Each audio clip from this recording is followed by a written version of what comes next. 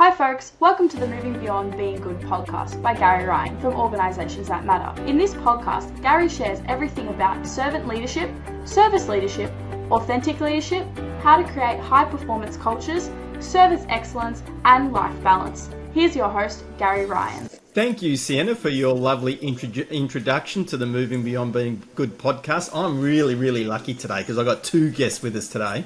We have the fabulous Susan Hobson, the founder of Elite High Performance Consulting and Coaching. 2009 since that got started, 14 years now. That is so exciting. We're going to hear heaps from Susan. We've also got Rob Kalwarowsky, who is an elite high performance coach, previously an engineer. So we've got an engineer, we've got an elite hockey player who won a National Hockey Women's League championship. Woo! Yeah, absolutely, with the Toronto Arrows. So we're going to have a great conversation. You've been digging into the research. I love it. Research, don't you worry about that, engineering, hockey, Leadership 2.0, the Leadership Launchpad podcast, which you're both co-hosts of. We've got a heap to talk about today. So the first place to start is, Susan, what got you started with Elite High Performance?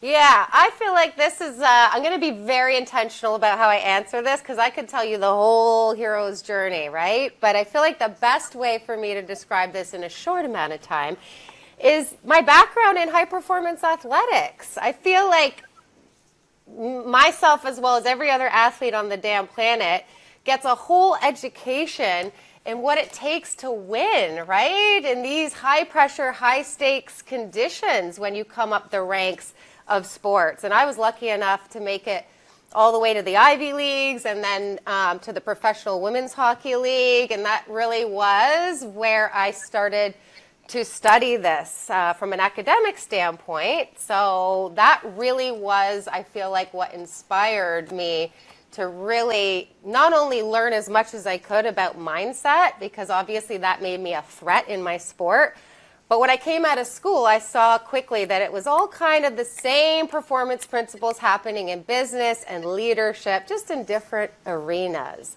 But that's sort of how I got started on this whole path towards high performance coaching. And I did forget to mention that you are a Princeton graduate and an NLP master, which is obviously part of the study that you mentioned that's contributed to you going down this path. It was still a pretty courageous step, though, to start your own business. Oh, why thank you, Gary. I feel like I didn't have a damn choice. I was this little girl from Canada who, when I said I wanted to play in the NHL, was told I couldn't do that, right? And the best I could do was, get a scholarship to one of these fancy, universities in the States. And so when I ended up behind those Ivy League gates, it was not lost on me that I had the opportunity to learn about these things that most average people like me never even get exposure to, right? Mm-hmm. So when I came out of the gates, having had the opportunity to learn about that in my academic pursuits at Princeton, it was a no-brainer for me to go on a mission to seek higher education in coaching, leadership development, NLP, which I'm sure we're going to dig into in a second. But yeah, I feel like I had no choice. I had to get on my mission as soon as I came out of professional sports for that reason. Yeah, it's powerful to have such a strong mission, isn't it? Which takes me to Rob. Rob, how did you two connect? How did that start? And then how did you become a partner on the Leadership Launchpad podcast? How did that all start? I hired Susan. That's actually simple. True. So hire Susan, you become a podcast host. So I had a podcast long before Susan. Yes, he brought me along into the podcast world, actually. Yeah, and so I had actually it was the number one maintenance engineering podcast in the world, and so I had a lot of folks that were following me online, but like I had basically why I went into this was sort of like I hired Susan because I wanted to leave corporate because my entire career I had suffered from poor leaders. And actually when I met Susan and we started talking about leadership, I was like, I don't want to talk about leadership. I'm not a leader. All leaders are bad. which actually, now that I specialize in bad bosses, that's not far from the truth.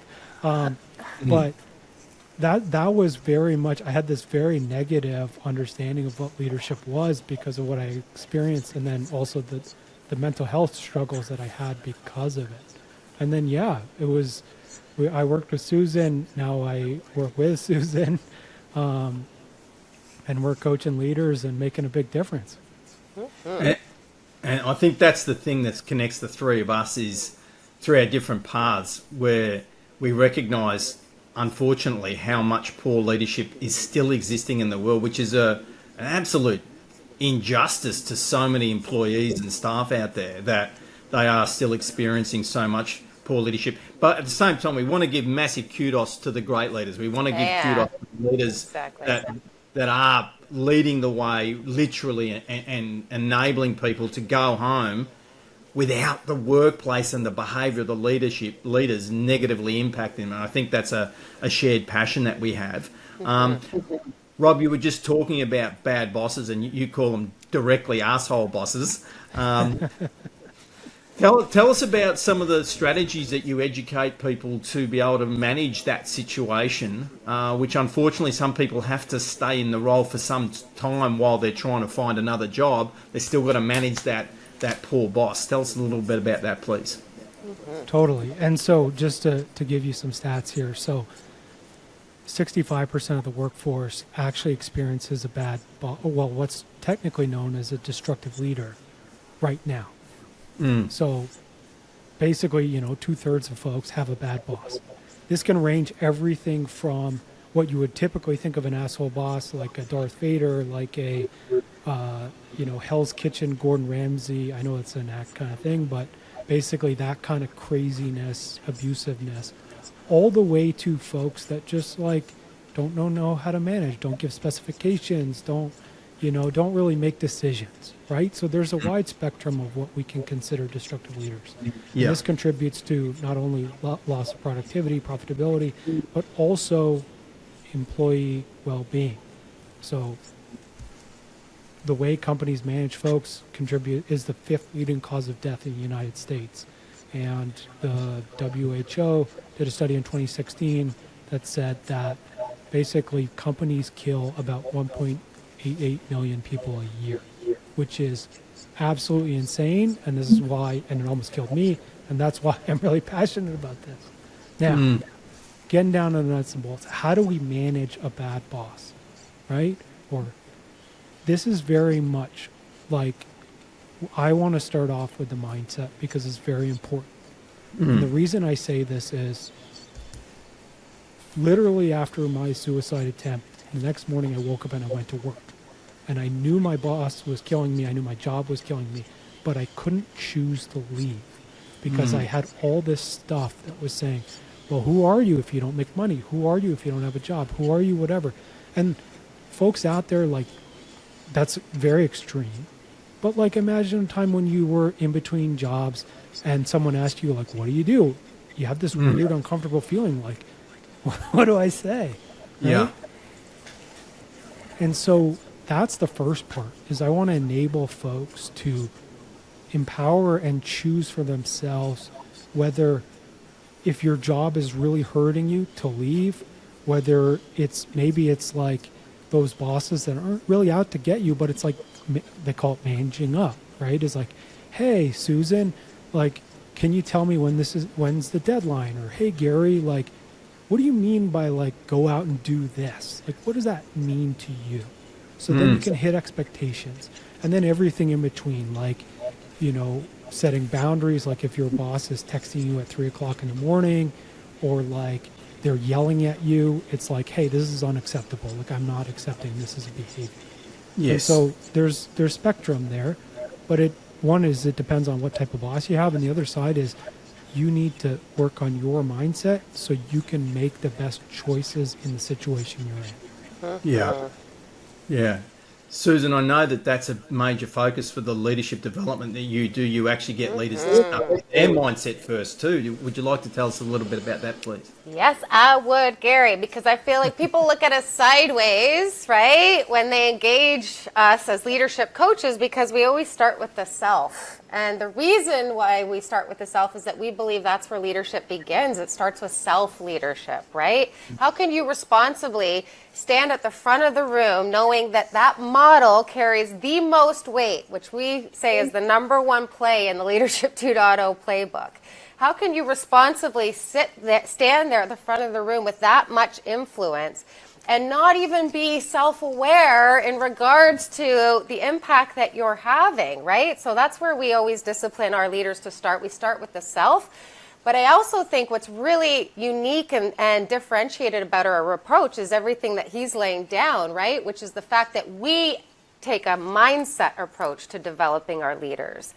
And that's because mindset really is the thing that runs the show, right? It's responsible for governing 95% of the choices we make all day long through our autopilot, right? Which lives in the subconscious part of our brain. Again, the part of our brain that we're not aware of unless we do that inner self work, right? Unless we turn the lights of self-awareness on.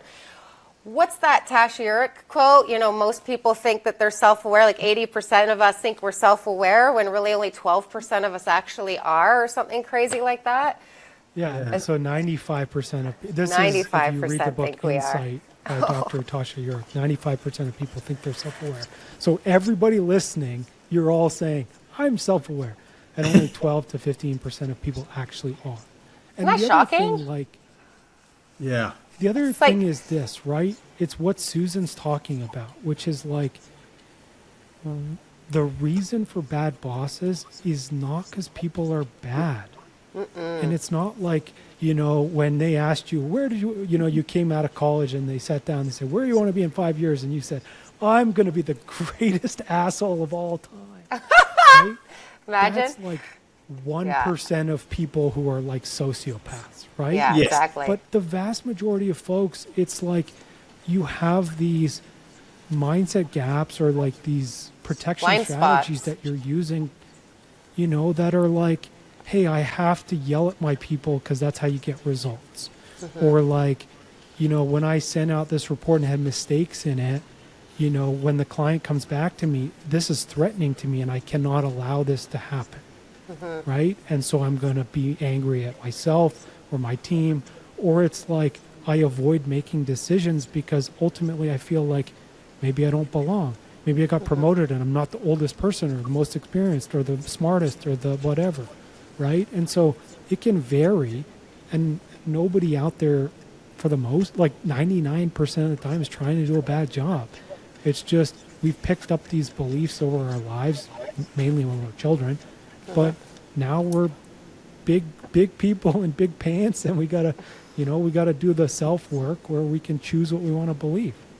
Yeah, and like you both know that I've got 5 children, right? Three of them are adults now. For my eldest 3 children, each of them, when they got a job, a proper part-time job at a significant international fast food chain restaurant. That shall remain Call nameless. him out, Gary. Call him out. No, We'll keep it nameless. yes, Anyway, please.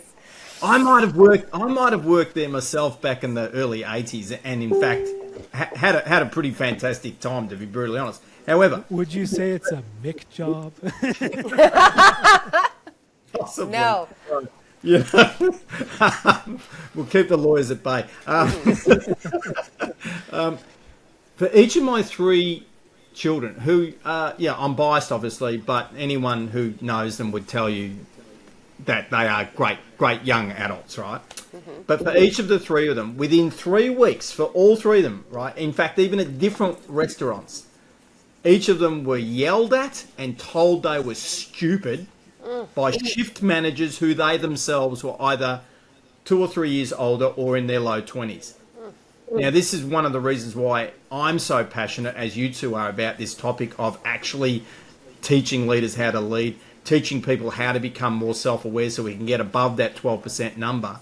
Because it's already happening to my children that they're experiencing a-hole bosses who themselves probably didn't wake up that day intentionally going to go to work to make someone else's life hard. And my question is, how does a 19 or 22-year-old learn to lead like that? Exactly. That's the question. It's monkey see, monkey do, right? That's it. The model carries the most weight. Yeah. And that's what this whole Leadership 2.0 mission's all about, right? It's like, it's neuroscience backed, new school, human-centric leadership, which, let's be honest, neuroscience is relatively new on the scene, right? Like in our lifetime. And so when you really think deeply about that, it makes sense as to why all that conditioning, right, that's rinsed and repeated, because most of it's autopilot. We said 95% a day, boom, boom, boom. We don't even realize we're making those decisions. And so it makes sense to me that this is what's being rinsed and repeated all the way down the food chain, so to speak. But when you actually combine that with the whole deficit we have in leadership development and training, which is two-part, right? The first deficit is that we spend $365 billion a year globally on this stuff, and 75% of our organizations say that that's been totally ineffective for them, whereas only 25% that say that development has been effective for their leaders were the only ones that were actually doing it via the mindset. So that's the first deficit that we see. The second deficit that we see is the fact that you're not even getting formal leadership development and training until you're 42, or you've been in a leadership role on average for 10 years. It's not taught in school, it's not taught in the MBA. So it makes a lot of sense, right, when you actually look at it from this perspective. Oh, absolutely. And you know, I think a lot of the challenge with leadership education is that it's separated from the real world. It's theoretical rather than practical. And it actually needs to happen in a practical sense. It actually needs to happen while you're in a leadership role and leading into that leadership role. And as Rob was saying earlier, because we actually start, and you both said, in fact, because we lead ourselves first, more of us need to actually start on ourselves first. Like even just at a personal level, from a career point of view, is so many folk I find have sacrificed or given up responsibility for their own development, expecting the organisation to do it for them, which is a parent-child mindset. So it comes back to mindset again, right?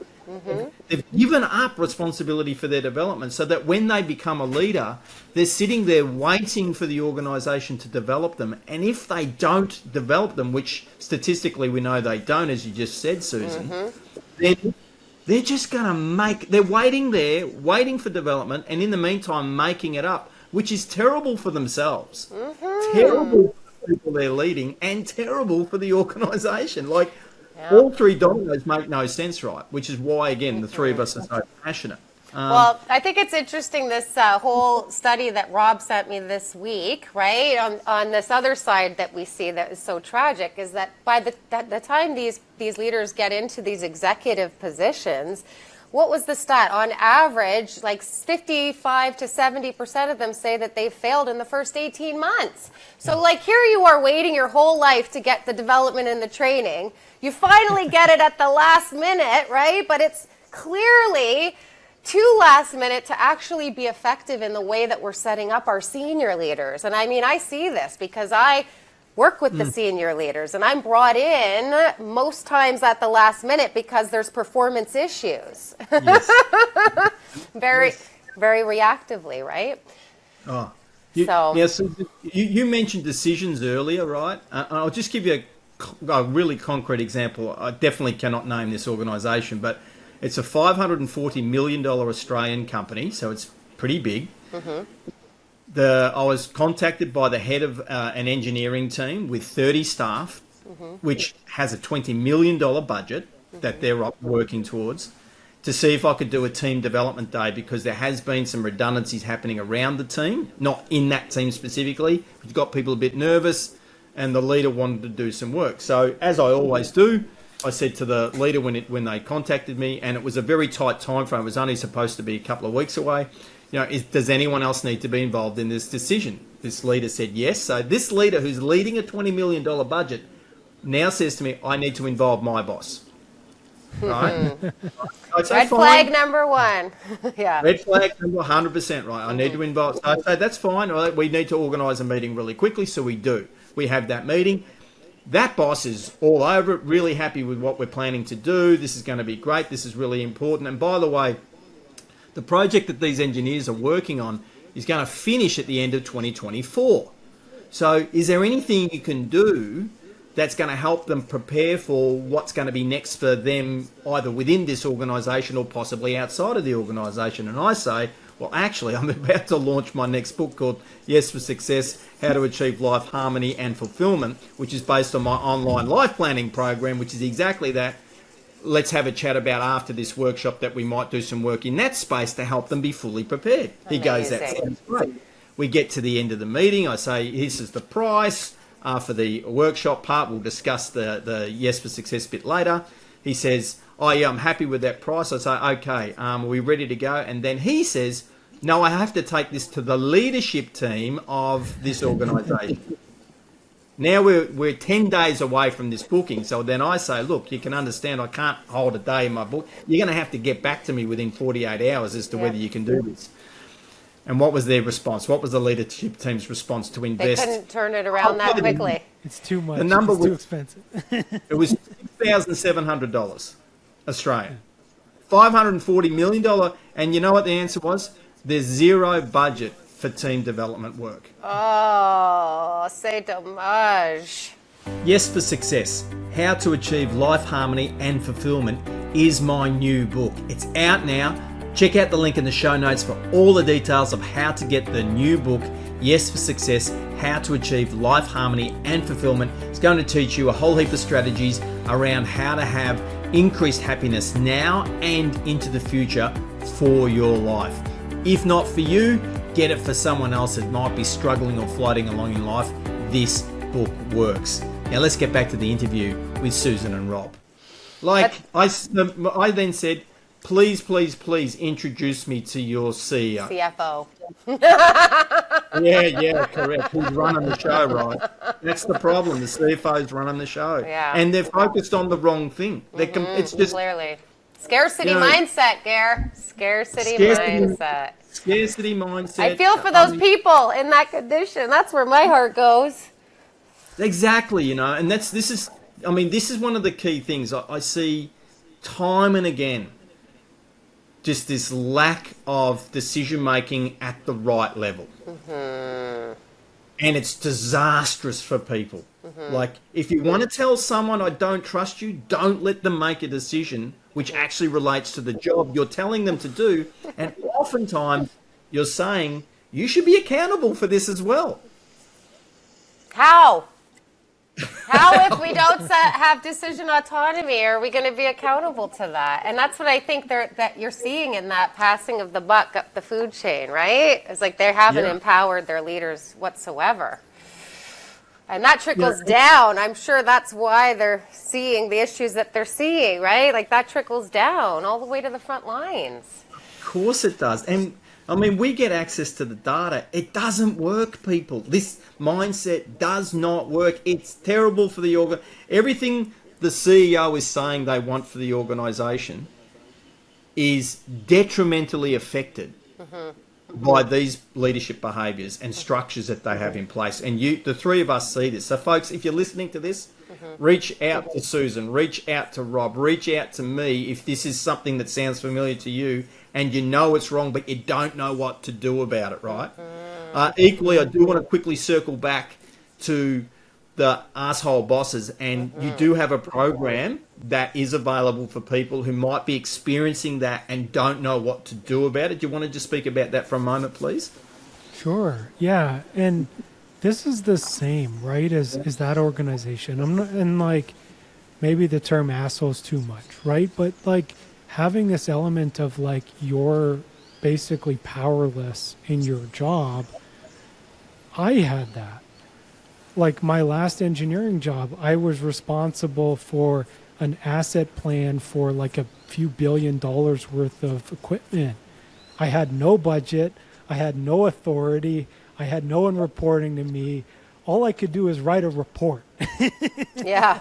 Right? Literally. Like that was it. Like literally that was, and I'm like, you're supposed to do all this wonderful stuff, but you can't even say like, I had a valve that was failing and like, I couldn't even get money for like 2 years to fix the thing. Right? And it's like, how can I do my job if I can't do any, like I have no budget, I have nothing, right? And so this is the other side, right? Is like, for folks out there, it's not necessarily, it's getting here, right? And I'm pointing to my mindset again. For the listeners but it's like out getting there. to your mindset, right? Yeah.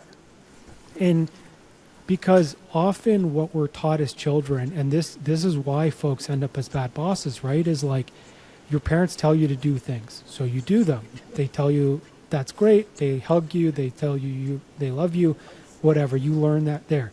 In school, they tell you to be quiet, sit there, listen to the teacher, right? Your coaches in sports, like Susan knows this, I know this, Gary, you played, Aussie rules, right? It's like they yell at you, they tell you, hey, I want you to run here, I want you to swim here, I want you to do this, I want you to do that. And it's like you're listening to them. Now you're in the workplace and you're expecting your boss to tell you. And then when they don't tell you, or they're like, hey, I want you to go and run, and in sports you could do this, and now you're basically handcuffed because you don't have budgets, the process, you have to jump through 18 hoops to get something done. This can be very disruptive, right? Oh, yes. And so then you end up going, like, and this is the part where you said, Gary, is like, I'm waiting for training because I've been told my entire life this is what school and courses and things I need to do to succeed, and now I'm an adult, but I don't often think that I am. And this is the part, right? And this is where we go in the How to Deal program, but also we go in any other work that we do. Like the Purpose Playbook is a great program for folks to get if they're just trying to find purpose, meaning in life, in terms of like how can they start to unlock a job that's good for them, right? But it's like understanding like who you are, what beliefs do you have, what skills do you have, what values do you have, the strengths and attributes you bring to the world, and starting to choose and make decisions based on who you are and what you want, not all this nonsense that you've learned your whole life about this is who you're supposed to be. Like I have this beautiful poster, well, it's not a poster, but this fabric thing behind me that I got in Japan this summer, and it's a bunch of masks. And literally everybody is basically wearing a mask when they go to work. And the bosses and the executive team that said, hey, you need 12 levels of approval to, green light 10 grand, they're wearing masks. They're going to the board or to the shareholders or to whoever going, I need to be good enough, or I need to prove that I'm worthy, or I'm lovable, or I'm accepted. And that falls down into this like cash grabbing thing. And so, long story short, start with the mindset. Not only will it help you become a better leader, if you're not supervising anyone, you'll be able to choose and make choices that will make you happier and healthier in the long run, and ultimately more successful. And so if you want to check that stuff out, we have the Purpose Playbook. I'll send Gary the link. You can put it in the podcast notes. We'll give folks $50 off that, so it'll be $49 US for it. Awesome. If they use the promo code orgsmatter. And then the How to Deal program, go to howtodeal.com. You can find it under, it's literally called Asshole Services, which is hilarious. Yeah. But again, the promo code's orgsmatter as well. And you can get, and I have a free ebook there too. So if folks don't want to spend money, you can hit the free ebook there. Oh, thank you both for those offers for the listeners of the podcast. I really appreciate it. So, folks, go to the show notes. Rob just mentioned he was in Japan with the mask that you can't see if you're listening rather than watching this on YouTube. But that was for a TEDx talk, which is also coming out later this year. Not sure if you know the date of that yet. Not yet. Rob? I don't. Very mysterious, that TED org. Well, I literally messaged the organizer a few days ago, and he's like, he's still sorting through the 10,000 photos they took. And so he's like, it'll be a while. Oh. Well, that's something we can all be waiting for. Now, Susan, I'm especially with your training and your experience over time, I'm interested in this issue.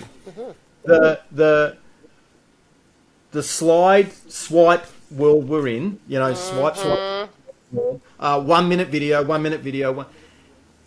one of the challenges we've got with starting with mindset, actually doing any leadership development, is you can't do it in 1 minute or 50-second efforts. You've got to actually slow down and spend some time. Like, this is a challenge for the three of us. Like, how are you folk dealing with it? How are we helping click people's mindset to realize I need to slow down and sit by the stream for a while I do the work? Well, luckily, we're all athletes in this locker room right now, so we can share a little bit of our experience with our respect for that discipline, right? Yes. Known as our training and our development, which oftentimes happened in a gym. So the way I like to, leverage this for my busy leaders, because I get it. I'm a leader. Rob's a leader. Gary, you're a leader. We're all up against it in terms of our bandwidth. We have children, right? Like, that's a reality. But to me, it's the respect for the discipline of getting in the mental gym. And that's the way that I look at it, right? Because the brain is no different than the body. It's a muscle. It needs to be flexed. It needs to be trained. It needs to be reconditioned from what we're laying down on this show, right? So I feel like that's where we go with our clients when we're trying to make the case, right, for how we can really motivate them to want to slow down and prioritize enough space, time, and energy in their bandwidth to do that deeper work, which is like, if you expect to go and grow in any condition, right, where performance is concerned, I don't know how you have that expectation without a respect for that discipline known as your training and development. Absolutely. And to me, it's so evident when you put in the extra work. When I went and rode the bike after practice or went down and watched game tape before the games, right? Like, I always saw the ROI on that investment. It would be noticeable in terms of the progress that I would see that weekend on game day, right? And that's the other thing I want to say is if any of us out there were just even to engage in this type of habit of behavior for even just 30 days, which is what it takes to become a habit, in fact, you're going to see enough proof and evidence empirically in terms of your up-leveling. And that, to me, is how you really not only make the case experientially, but create that tipping point where it's like brushing your teeth. It's harder not to do it than it is to do it once it becomes habit status. Oh, yes. I remember back in the year 2000, I heard Betty Siebel speak, and Betty Siebel was, at that time, the longest-serving female president of a university in the USA. Amazing. Now, at that time, I think she was about 73 years of age, and she'd been a president since her late 30s. But in her early 30s, when she had two young children, she shared this story about she'd never studied leadership. And she was talking with one of her mentors about the fact that she had some pretty significant aspirations within academia and within the university space, and possibly even to be a president. And the person said, well, okay, you need to become a student of leadership. And she said, no, you didn't hear me. I've never studied leadership. And the mentor said, you need to become a student of leadership. And she said, what are you talking? How do I do that?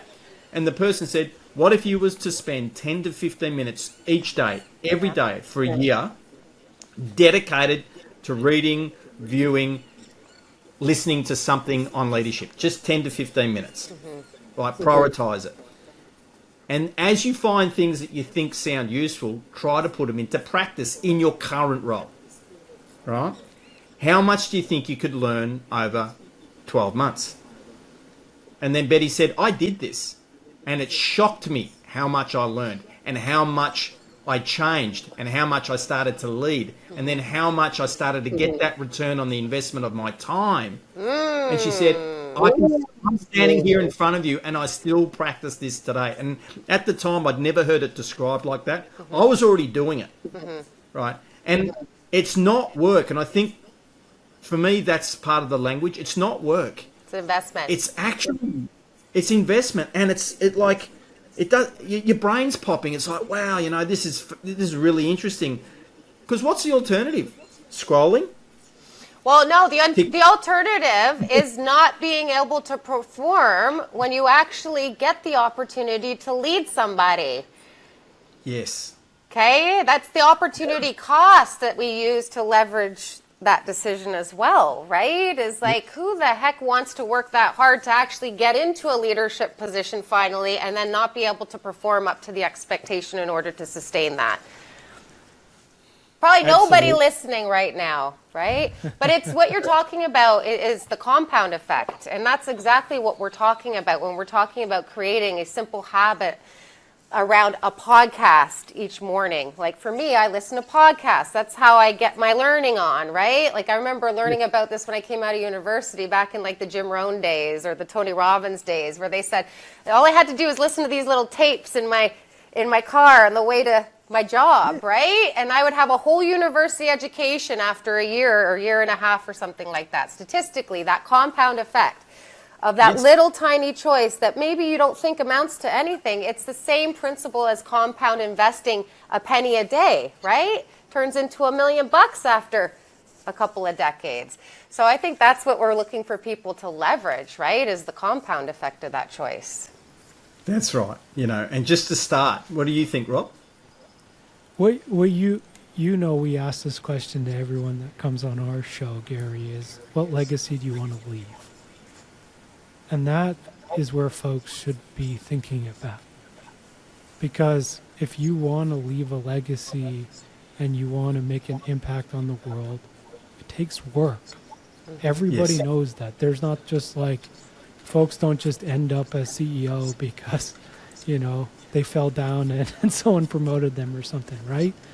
And the other thing is what Susan mentioned, right, is like CEOs right now, the average tenure for a CEO used to be something like 5 years, and now it's like 18 months. And it's because CEOs are ineffective, right? So if you want to get that job, great. But if you want to succeed and actually hold it for longer than like basically the minimum they can give you, then you got to do the work, right? Yes. And the work will take you places that you'll never expect. And I can say this because I went from suicidal to a TEDx stage in 3.5 years.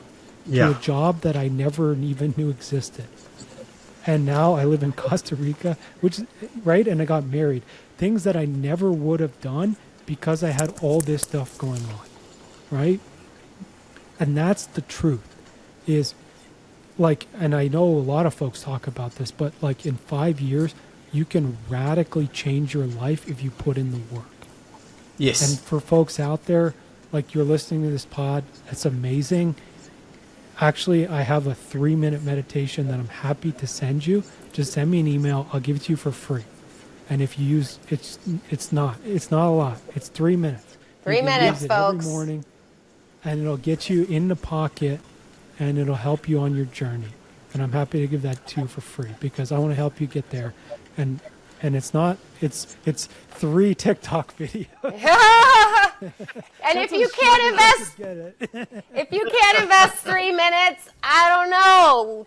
Should you be leading the humans? I don't know. I don't know. I think that's reasonable, right? 3 minutes invested a day. Here's your opportunity with that legacy part. Are there some folk you'd like to give a shout out to who are leading in a 2.0 fashion? I know Bob Chapman from Barry Waymiller Group and Jason Lippert from the Lippert organisation are both doing fabulous work, enabling their employees to shine in their totality of their lives, celebrating that at work. And their businesses are absolutely smashing their competition out of the park. Not that they actually see their competition as competition. There's a couple to start with. Have you folk got some that you'd like to give a shout out to? I would like to shout out Tracy Allen, one of our Nokia leaders. She heads up the procurement organization over at Nokia. And I want to shout her out because she actually had the foresight after going through her own leadership development journey, and yes, making that investment according to her own proactive decision making, which I really want to shout out, right? But then she brought us in to work with a whole bunch of her leaders, and we've been working with them for the last couple of years, and the impact that we're seeing in terms of the ripple effect, the feedback we're getting in terms of the testimonials around how game changer this has been, not only from a business perspective, but from the family perspective, a home perspective, a health perspective. Woo! I want to shout her out because that ripple effect is real. Like, we have really made an impact with that organization because of her choice. How about you, Rob? Who do you want to shout out? Of course, I have to shout out the empowering leader herself, Charlie Matthews. Oh, yeah. So Charlie, I've known Charlie for a while now, and she really comes from the pump industry, and she's done a lot of work with Susan and I, and she's really developed into where she's now starting the Empowering Women's. They have a community online. They're doing, well, she's done the conference for a while, but it's really turning into a lot bigger than what she expected or had before. And it's really this vision that she's putting together where she's really trying to help women in STEM take that next level and get into the boardroom and get into these decision-making roles. And she's helping them every step of the way, so it's amazing. So there's a couple of women out there rocking it, leading really well, showing the 2.0 way, hey? Oh, yeah. We love it. So as we head to the conclusion of our episode, question without notice, what's one action you would passionately each want a listener to take as a result of listening to today's episode? Oh, that's easy. Getting in the mental gym. That's our call, right? It's like, I hope that we've inspired y'all to be at least curious about what's going on inside your self-leadership, to at least want to flick those lights on. And even if it's not 30 days, I hope that we would at least try that maybe for a week. That would be my call to action for our people. How about you, Rob? Yeah, commit to yourself and commit to winning and succeeding. And that's going to be through doing a little bit of self-work. And go to your email, type in Rob at Elite High Performance, shoot me an email. I'll send you that 3 minutes, Yeah. 3-minute track, and use that every morning for 30 days. And then send me an email and tell me how it goes. Mm-hmm. Thank you both. So commit to yourself, commit to your mindset, Jim, Susan, commit to yourself, Rob. There's going to be a heap in the show notes, folks, so please go to the show notes for all of the links. Once again, I'd like to thank Susan Hobson and Rob Kalwarowsky for joining me here on the Moving Beyond Being Good podcast. Thank you both. Thank you, Gare. Gary, So excited just to so be here. folks out there, obviously, if you go over to Leadership Launchpad Project, wherever you're listening to this one, Gary's been on our show twice. And so I'll send Gary the links, so I'll drop them in the podcast notes too. But if you want to hear us put the screws on Gary, head on over there and you can listen to all of that. That's a terrific suggestion too. I'll definitely pop them in the show notes too, because I actually have those links, as you do. Okay.